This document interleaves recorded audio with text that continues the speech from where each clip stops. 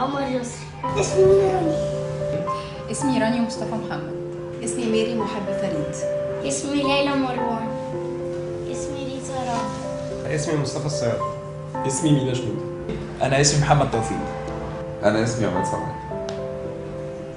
مش لازم اقول بسمع ايه، يعني انا مش حابب اقول بسمع ايه، بس بسمع كلام مش كويس مش حلو.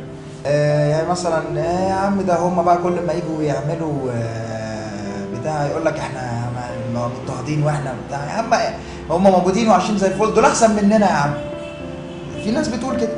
المسيحيين الأقباط اللي في مصر لما يجوا يتكلموا عن المسلمين أو فئة قليلة قوي منهم لما يجوا يتكلموا الكلام دايما بيختلف قوي، رينج كبير قوي.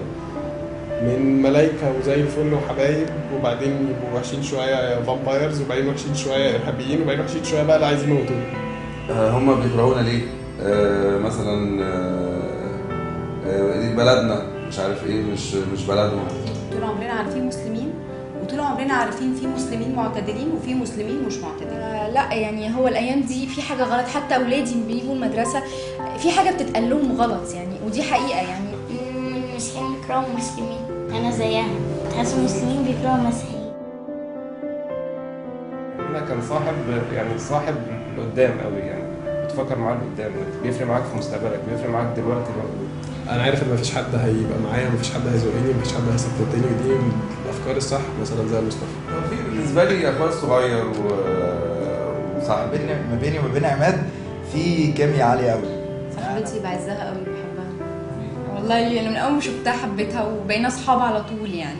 صاحبي زي صاحبتي ليلى my best friend. أولا إحنا مش مسيحيين ومسلمين، إحنا مصريين وعايشين في بلد واحدة وعايشين في مجتمع واحد. المسيحيين والمسلمين هم اللي بنوا السد العالي مع بعض، المسيحيين والمسلمين هم اللي حرروا سينا مع بعض، المسيحيين والمسلمين هم اللي عملوا كل حاجة مع بعض في مصر. في حاجة اسمها مصريين، يعني أنا حتى ما بحبش كلمة إن إحنا نقبل الآخر، إحنا مش آخر، إحنا حاجة واحدة، إحنا حاجة واحدة يعني.